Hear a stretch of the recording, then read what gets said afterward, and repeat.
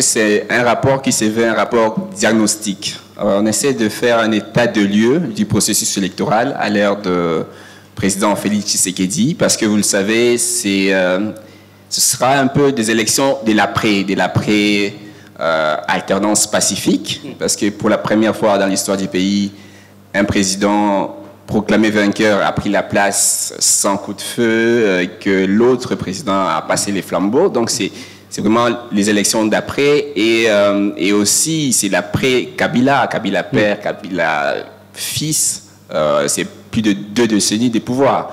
Et il y avait beaucoup d'espoir à ces élections de l'après, à ces élections de l'après-alternance, notamment parce qu'on avait relevé quelques signaux positifs lorsque le président Tshisekedi est arrivé. Dès le premier discours, lors de son investiture, le président de la République avait reconnu qu'il y avait des problèmes dans notre système électoral qu'il fallait ajuster. Donc, on a parlé des réformes qui allaient arriver. Alors, on a commencé à attendre ces réformes.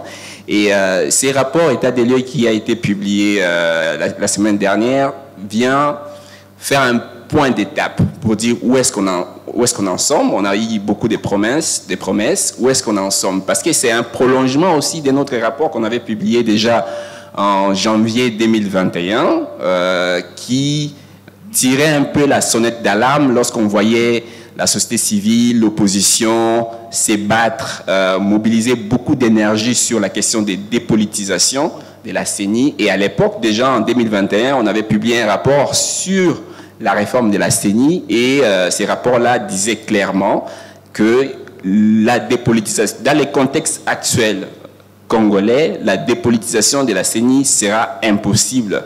C'est qu'il fallait privilégier, là où il fallait dépenser beaucoup d'énergie, c'était au niveau des garde-fous à cette politisation de la CENI qui allait arriver. On a vu avec la réforme de la CENI que les partis politiques et les parties prenantes même n'ont pas voulu se défaire de cet héritage de la CENI, de Sun City. On a politisé encore une fois de plus la CENI, et alors qu'il fallait mettre l'accent sur une composition par exemple équilibrée de la CENI, on se retrouve avec une CENI très déséquilibrée, d'autres mécanismes ou d'autres garde-fous comme le renforcement de la réélevabilité des membres de la CENI. On a parlé même des sanctions à une des propositions du G13 n'a pas été suivie. Donc c'est un rapport qui fait juste un point d'étape pour faire un état de lieu de ce qui a été fait pour dire est-ce qu'on est sur la bonne voie. Et en faisant ces diagnostics, on a relevé, en discutant avec les parties prenantes, en discutant avec certains membres de la CENI, de l'opposition, de la majorité, on est arrivé à cette conclusion que y a des risques qu'on s'achemine vers des élections qui seront encore une fois ou qui auront des résultats contestés, parce qu'il y a beaucoup de choses qui sont préoccupantes, notamment le fait que jusqu'aujourd'hui, on n'a toujours pas de calendrier électoral, la cartographie ou les opérations que la CENI est en train de mener, comme la cartographie électorale. Certaines parties prenantes disent qu'ils sont exclus ou n'ont pas eu accès à certaines informations. Les cadres de concertation, d'autres se plaignent aussi. Les décaissements au niveau du gouvernement, on avait suivi la polémique entre le ministère des Finances et la CENI. Les décaissements sont là, mais apparemment ils seraient très irréguliers. Est-ce que le gouvernement va arriver à donner tous les fonds que la CENI réclame? Donc il y a un certain nombre de questionnements qui nous ont poussé un peu à mettre cette question sur la table du débat public aujourd'hui. Et la question que je vous pose, c'est celle que vous posez dans votre rapport, dans l'intitulé du rapport. Est-ce qu'on peut dire que les élections à l'ère de Tshisekedi, c'est un mauvais départ? La question reste posée. On a mis les éléments sur la table, donc les éléments que je viens de... Quelles sont aujourd'hui, pour vous, l'évaluation que vous faites?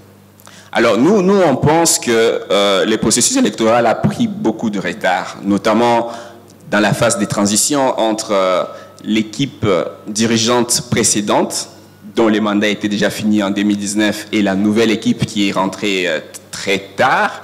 Et pendant cette transition-là, les gouvernements décaissaient plus de fonds, donc la CENI du président Nanga ne pouvait plus correctement travailler pour faire avancer quelques activités.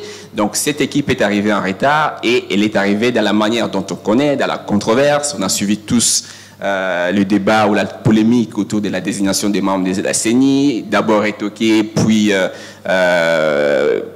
sorte de passage en force, selon certains, lorsque les membres ont été désignés pour la seconde fois. Donc, il y a eu beaucoup de choses autour de l'installation de cette nouvelle équipe de la CENI et aussi les activités qui sont en train d'être déployées et qui ne rassurent pas certaines parties prenantes. C'est pourquoi nous, on essaie de tirer la sonnette d'alarme parce que c'est pas encore trop tard, il y a encore moyen de réajuster les tirs.